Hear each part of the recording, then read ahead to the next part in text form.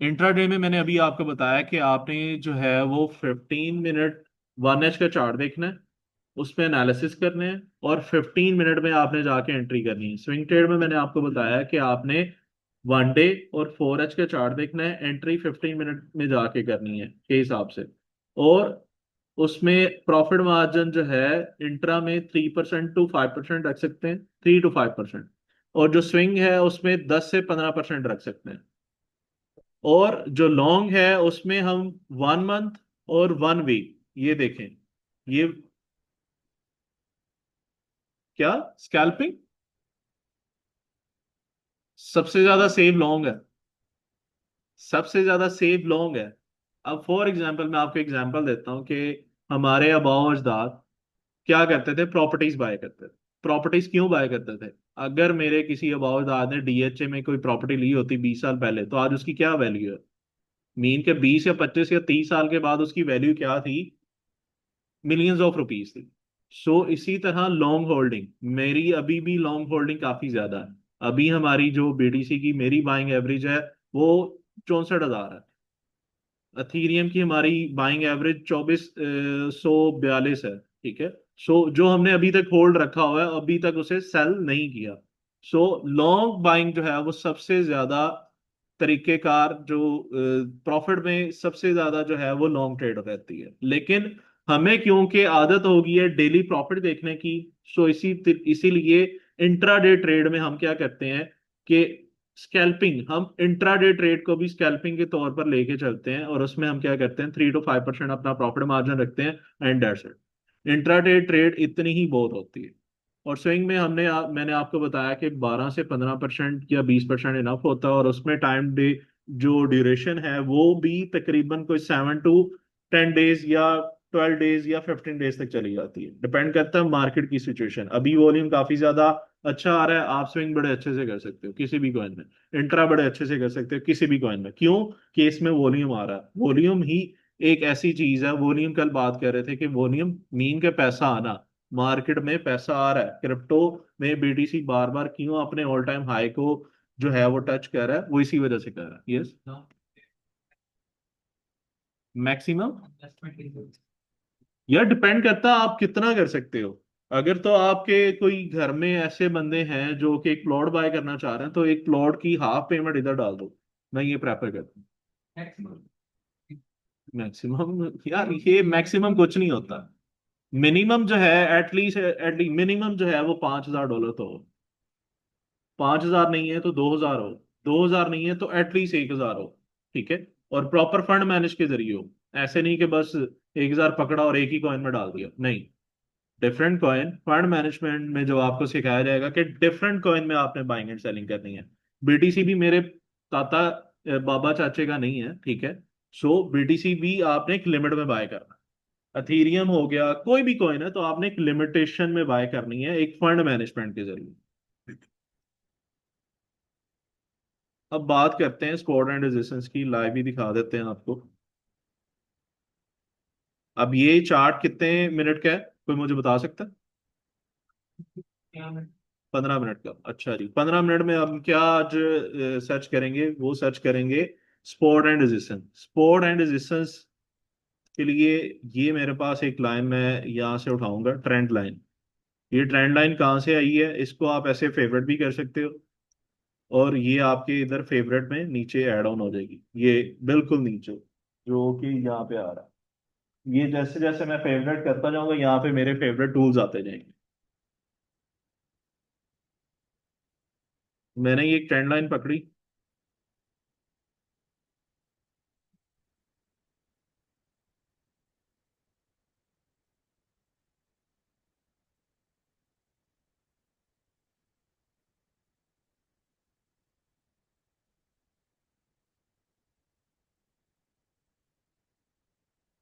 View ठीक आ रहा है आप लोगों को? ओके।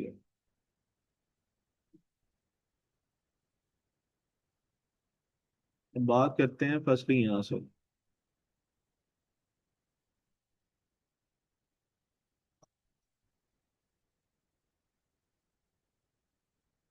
ये लो। अब ये कॉइन है, ये मैंने कौन सी लाइन लगाई होगी, कोई बता सकता? Spot line. स्पॉट लाइन क्यों लगाई? क्या? हाँ, क्योंकि ये चार्ट के बॉटम में है। ठीक है, चार्ट के बॉटम में मीन के यहाँ पे सेलिंग लिक्विडिटी होती है। जो आपका क्वेश्चन था हमजा, वो ये था कि वो क्यों सपोर्ट एंड रेजिस्टेंस बनती है, क्योंकि वहां पे सेलिंग की लिक्विडिटी पड़ी होती है, उसको ग्रैब करने, उसको उठाने के लिए वो वहां पे आती है और दोबारा ऊपर चली जाती है।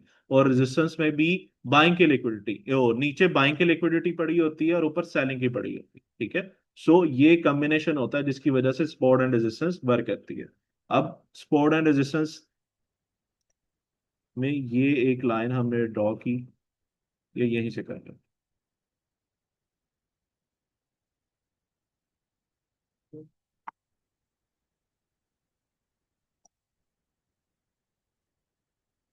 अभी ज्यादा आगे नहीं जाना, अभी सिर्फ इस एरिया को फोकस करते हैं हम।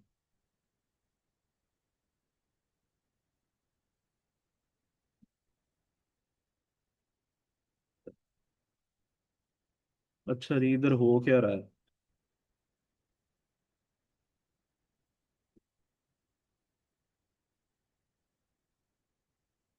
यार,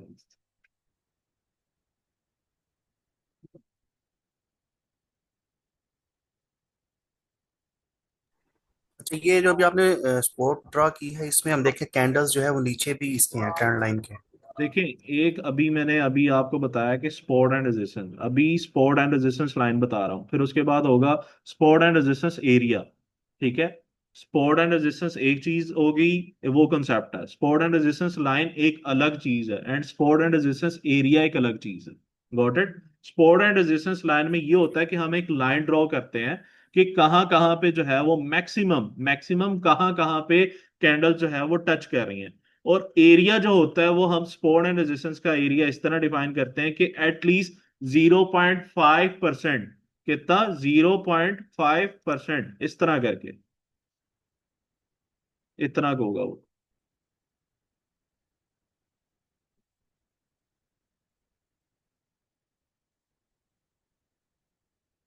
मैयर से आप देख भी सकते हो, 0.5% हमने लेके जाना है। वो होगा एट, एक मिनट।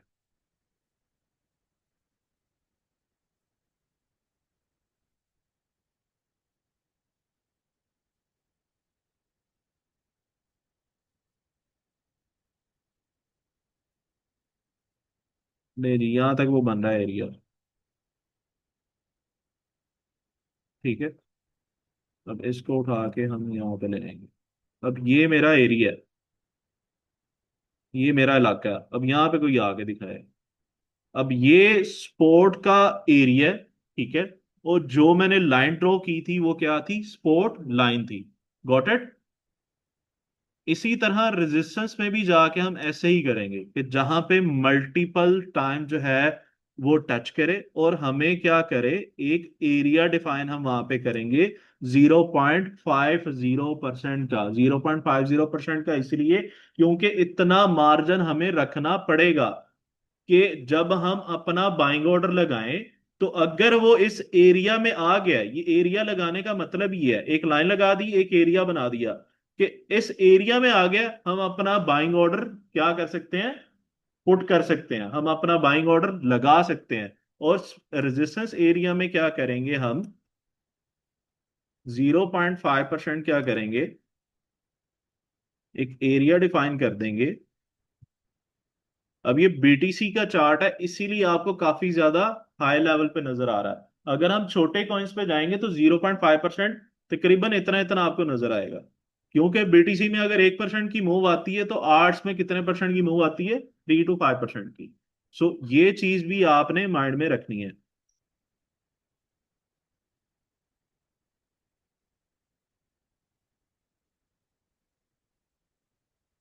आप जो भी बात कर रहे थे वो ये थी, ये लें, ये उस एरिया से ऊपर था। ठीक है, अब हम क्या करते हैं, यहाँ पे मेरी ये एक एंट्री थी, ये पहला स्टेप, ये दूसरा, ले जी, अब ये मेरी यहां पे बाइंग थी, ठीक है, इस एरिया पे, और इस एरिया के बाद ये मेरा सेल पॉइंट था, ये ले।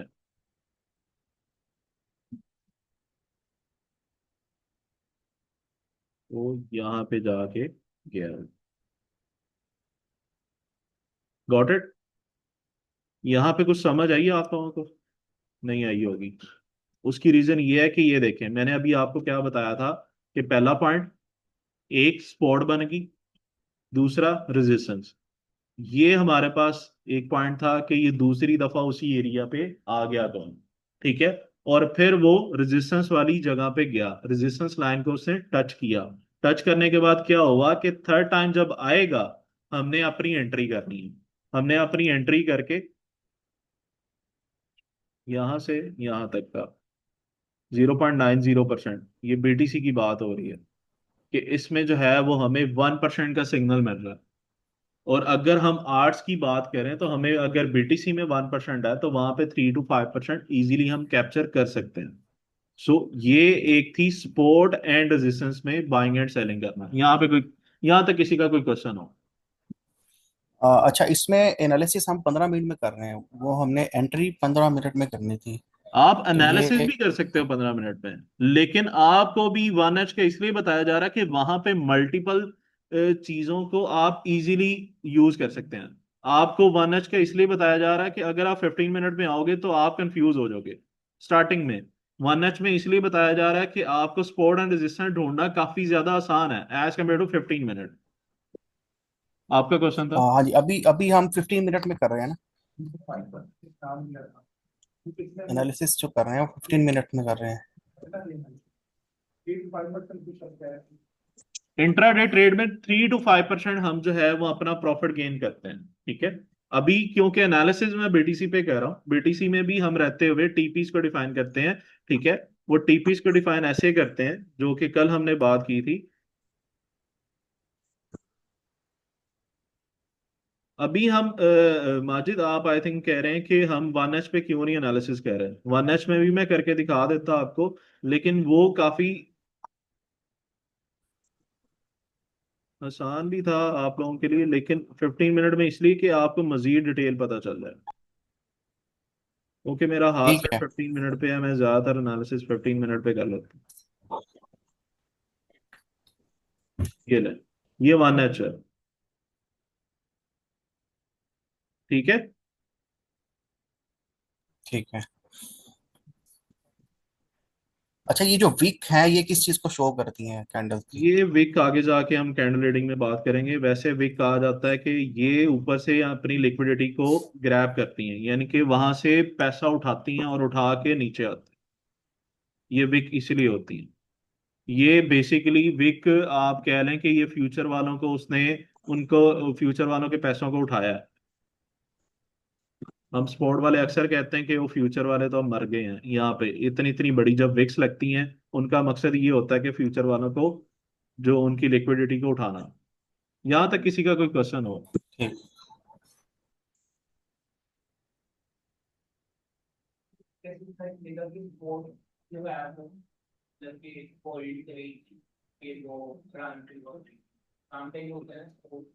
स्पोर्ट बिल्कुल आपका क्वेश्चन वैलिड है। मैंने कहा कि जब दो दफा एक जगह पे आके रुके, हमारे पास एक ऑप्शन होता है कि थर्ड टाइम पे हम एक एंट्री कर सकते, ठीक है। एग्जैक्टली पॉसिबल है, क्यों नहीं पॉसिबल है, मार्केट है, इसको मैं भी नहीं चला रहा ना आप चला रहे हैं, इसको कोई भी नहीं रन कर रहा। इसको रन कौन कर रहा है? इंस्टीट्यूट्स रन कर सकते हैं। इंस्टीट्यूट भी ऐसे रन कर सकते हैं क्योंकि उनके पास बिलियंस ऑफ डॉलर्स होते हैं। वो क्या करते हैं कि 1 मिनट में एक एक कैंडल बना सकते हैं, या दो दो 15 मिनट की एक कैंडल क्रिएट कर सकते हैं, या दो या तीन कर सकते हैं बस। इस तरह वो क्रिएशन कर सकते हैं। बाकी मार्केट को चलाना उनके बस की भी बात है, क्योंकि मार्केट को एक इंस्टीट्यूट भी नहीं चलाता। अगर एक इंस्टीट्यूट बाइंग की पोजीशन लगा रहा है तो दूसरा सेलिंग की पोजीशन लगाएगा। उनके भी माइंड में होता है कि उसने उसके पैसे को उठाना है और उसने इसके पैसे को उठाना है।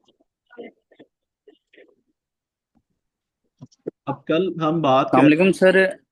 ये सपोर्ट एंड रेजिस्टेंस की आपने बात की है, तो इनकी स्ट्रेंथ का कैसे पता चलेगा कि अब ये सपोर्ट वीक हो गई है या रेजिस्टेंस वीक हो गई है, अब ये ब्रेक होने वाली है या फेक आउट होने वाली है, तो इस चीज़ की कंफर्मेशन कैसे मिलेगी हमें? इसकी कंफर्मेशन यहाँ से मिलेगी कि सबसे पहले आप उसकी बैक एंड पे अब काफी ज्यादा चीजें इकट्ठी हो जाएंगी, मर्ज हो जाएंगी। मैं बता देता हूँ। अब इसके लिए ना सबसे पहले हमें बैक एंड पे जाना पड़ता है इसकी। ठीक है। अब इसका जो भाई का क्वेश्चन है वो ये है कि स्पोर्ट जो है वो कब हमें पता लगेगा कि ये वीक स्पोर्ट है, ये स्ट्रॉन्ग स्पोर्ट है। ठीक है। अब उसके लिए हमें जो है इसके इस कॉइन के बैक एंड पे जितनी स्पोर्ट्स हैं उनको देखना पड़ेगा। ठीक है। वन डे के चार्ट में जाके और वन वीक के चार्ट में जाके स्पोर्ट्स निकालनी पड़ेंगी, उनकी रेजिस्टेंस निकालनी पड़ेगी, वहां पे एफवीजीज को देखना पड़ेगा, वहां पे ऑर्डर ब्लॉक को देखना पड़ेगा, वहां पे इम्बैलेंस को देखना पड़ेगा। उनके एनालिसिस के बाद मैं बता सकता हूं कि भाई ये वीक वीक स्पॉट है। उसके अलावा जो आसान हल है वो ये है कि अगर कोई स्पॉट किसी चार्ट के, ठीक है, अपर लेवल पे जाके टॉप बॉटम पे बनी है, ठीक है, तो वो समझे कि बहुत ज्यादा वीक स्पॉट बन जाएगी, वो वहां से नीचे गिरेगा कॉइन। जैसे कि अगर मैं वन डे की बात करूं, वही। अभी हमने डिस्कस किया 15 मिनट। 15 मिनट में ये क्या है, ये पानी पानी। एक स्पॉट ड्रॉ की है। अब ये एक वीक स्पॉट है किसके लिहाज से, मेरे स्विंग ट्रेड के लिहाज से। जब मैं एक स्विंग ट्रेड करूंगा मैं एक एनालिसिस करूंगा कि ये एक वीक स्पॉट है, जो स्पॉट लाइन ये है, ठीक है, ये देख रहे हैं, ये पहले यस सर। ये लाइन, ये एक स्ट्रॉन्ग स्पॉट है। यहां पे देखें कितनी दफा एक एक दिन की कैंडल कितनी कितनी दफा आके यहाँ पे रुकी है। 3 4 5 6 7 8 9, 9 दिन मीन के 9 दफा जो है ये कॉइन यहाँ पे आया और यहाँ से ऊपर गया। सो ये इसकी सबसे ज्यादा स्ट्रॉन्ग स्पॉट है। ठीक है। ये जो अभी हम बात कर रहे थे ये एक सिंपली मैं आपको कॉन्सेप्ट बता रहा था सपोर्ट एंड रेजिस्टेंस में क्या होता है और उसमें हमने एंट्री कैसे करनी है। अभी वीक और स्ट्रॉन्ग सपोर्ट की मैंने अभी बात नहीं की। अब बात कर लेते हैं, अब अगर बात हो ही रही है कि वीक एंड स्ट्रॉन्ग स्पॉट कैसे निकाली जाती है। ले जी, ये एक एनालिसिस है। ये ऊपर देख रहे हैं आप, ये वाला, ये जो एरिया है ये इसकी रेजिस्टेंस है इस कॉइन की। और ये इसकी ये वाला जो एरिया है नीचे वाला वो, ये इसकी स्पॉट है वन डे के चार्ट के हिसाब से। और उसके बाद क्या हुआ कि ये एक एरिया अलग से है। अभी आप सभी परेशान हो गए होगे कि हुआ क्या, कौन परेशान हो गया।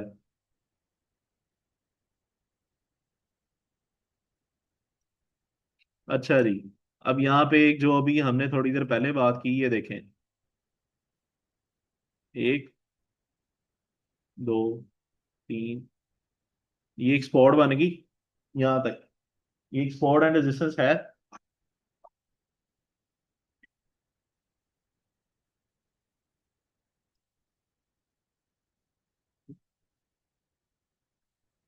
ये नहीं,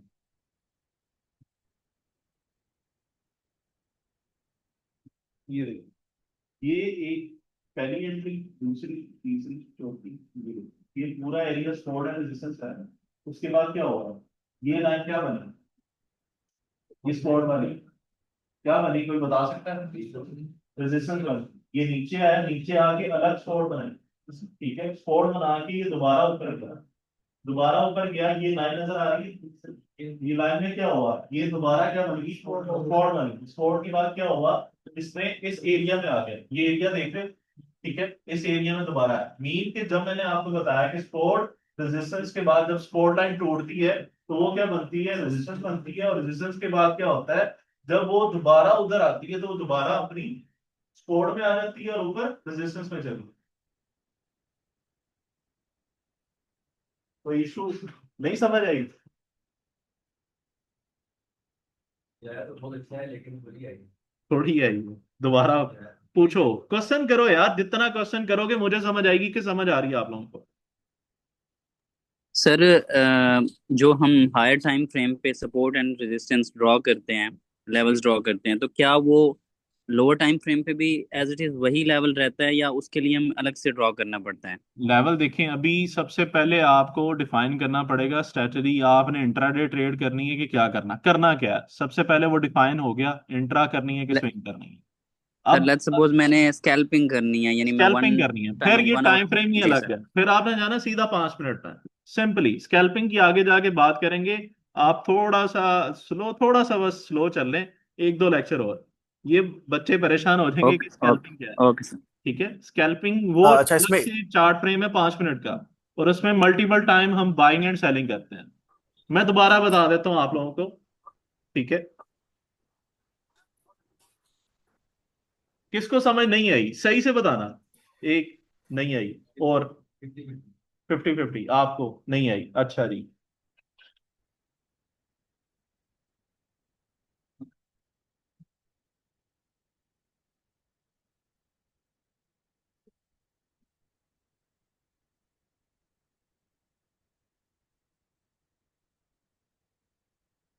ये देखिए जी,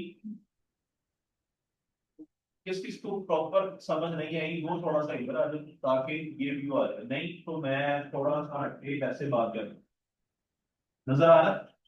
अच्छा, वो क्या है, ये कॉइन, ठीक है, ये कॉइन का चार्ट है, चार्ट चल रहा है जैसे कि ये था, ये देख रहे हो? ये चार्ट चला, ऊपर गया, फिर नीचे आया, फिर ऊपर गया, फिर नीचे आया। ठीक है, पहली स्पॉट, पहली रेजिस्टेंस, दूसरी स्पॉट, दूसरी रेजिस्टेंस। ठीक है, ये क्या होगा, स्पॉट पे आके स्पॉट एरिया ब्रेक हुआ, ये स्पॉट ब्रेक हुई, ब्रेक हुई, ब्रेक होने के बाद सीधा क्या आया, नीचे डाउन आया। जब स्पॉट, किसी भी कॉइन की स्पॉट ब्रेक हो जाए, तो तब आपने क्या करना है, वेट करना है। क्या करना है, वेट करना है उसकी, जब तक नई स्पॉट ना बन जाए उससे पहले आपने एंट्री नहीं डालनी। आप लोगों ने स्पाइडरमैन नहीं बनना, आप लोगों ने इंसान ही रहना है, और जो आपके रूल्स बताए गए थे उसी पे रहना है। उस पे क्या करना है कि नई स्पॉट जब बन जाए तब आपने एक एंट्री डाल। सर इसके बाद ये स्पॉट बन सकती है, ये देखिए, ये जब स्पॉट बन गई यहाँ पे हम इंट्राडे ट्रेड कर सकते हैं इजीली। स्पॉट बन सकती है क्या, इसके बाद भी नीचे स्पॉट बिल्कुल बन सकती है, क्यों नहीं बन सकती, इसके नीचे अभी मैं चार्ट दिखा देता हूँ। ये देखें, इसके नीचे भी है, लेकिन उसके ऊपर अभी हम फोकस क्यों नहीं कर रहे, क्योंकि उसका जो मोमेंटम है वो इसी एरिया में है। ठीक है, इस एरिया से बाहर नहीं जा रहा वो इधर आता है, ठीक है, नीचे चला जाता है, फिर ऊपर गया, फिर नीचे चला गया। इसने ये ब्रेक किया, यहाँ पे स्पॉट अपनी दोबारा क्रिएट की, यहाँ पे हम एक अच्छी एंट्री डाल सकते थे। मैंने आपको कल क्या बताया था, जो अच्छे रेट पे बाय कर लेगा वो अच्छा प्रॉफिट गेन कर लेगा। जो क्या करेगा, अच्छे रेट पे अच्छी बाइंग कर लेगा, हमेशा वही कामयाब होगा। सो हम यहाँ पे अच्छी एक एंट्री डाल सकते थे, डाल के हमारा जो प्रॉफिट था वो अच्छा खासा था। लो जी। कैंडल ऊपर गई हैं और फिर ऊपर जाके फिर दोबारा रिवर्ट बैक हुई हैं। क्या, तो इन कैंड ये जो आखिर इसकी लेटेस्ट प्राइस है बीटीसी की, ये वाला एरिया, अब इसमें जो कैंडल्स हैं वो ऊपर गई हैं रेजिस्टेंस को तोड़ के, उसके बाद दोबारा ये रेजिस्टेंस के अंदर एंटर हुई नीचे की तरफ। तो ये जो ऊपर वाला एरिया कैंडल्स का, ये सपोर्ट और रेजिस्टेंस से बाहर होगा, इसके बारे में भी बताइए। कौन से वाला एरिया की बात कर रहे हैं आप? ये इसको अभी आपने हाईलाइट किया था, मैं ये आपको वाला। बता देता हूँ। सर वो फेक आउट के बारे में बात कर। मैं बिल्कुल, मैं उनकी मैं बात कर लेता हूँ। ये देखें जी, पहले तो बात ये कर लें कि अगर आपने वहां पे एंट्री, एक अच्छी एंट्री डाली होती तो क्या होना था, हमें इस टाइम 62% प्रॉफिट गेन हो रहा होना। एंट्री से क्या होना था, एंट्री से ये होना होता है कि जब एक अच्छी एंट्री हो जाए तो उससे हमने सिर्फ होल्ड करना है, लालच में आके सेल नहीं कर देना, या फोमो में आके आपने सेल नहीं कर देना। आपने क्या करना है, वेट करना है एक अच्छे एग्जिट का। एक अच्छी एंट्री जब होती है तो एक अच्छा एग्जिट भी होता है, राइड एंट्री, राइड एग्जिट। जब आपका एंट्री राइट नहीं है तो आपका एग्जिट भी राइट नहीं होगा, और जब आपकी एंट्री राइट है, आपकी बाइंग राइट है, तो आपकी सेलिंग भी राइट टाइम पे ही होगी। अब बात कर लेते हैं, जो भाई का क्वेश्चन था, भाई ये कह रहे हैं कि जनाब आपने ये तो बता दिया कि ये एरिया जो है, ये स्पॉट ये स्पॉट एरिया ब्रेक हुआ, ब्रेक होने के बाद नीचे गया, नीचे जाने के बाद उसने दोबारा स्पॉट जो है वो एरिया क्रिएट किया, स्पॉट बना के उसने फिर जाके ऊपर गया, वो ऊपर जाके उसने इस स्पॉट को फिर ब्रेक किया, ठीक है, जो कि उसकी रेजिस्टेंस थी, ठीक है। वो रेजिस्टेंस जो है वो स्पॉट बनी। ये थोड़ा सा कंफ्यूजिंग इसलिए है कि स्पॉट जब रेजिस्टेंस बन जाती है और रेजिस्टेंस जब स्पॉट बन जाती है। अभी सिंपल मैं आपको बताता हूँ कि spot and resistance, spot and resistance जब दो, आपने अभी एक कॉन्सेप्ट पे रहे कि स्पॉट किसे कहते हैं। स्पॉट उसे कहते हैं जब दो दफा एक कॉइन एक जगह पे आके रुक जाए, ठीक है, और जब थर्ड टाइम पे आए हमने बाइंग कर देनी है, ठीक है। और रेजिस्टेंस में जब दो दफा जो है वो रेजिस्टेंस पर टच कर ले और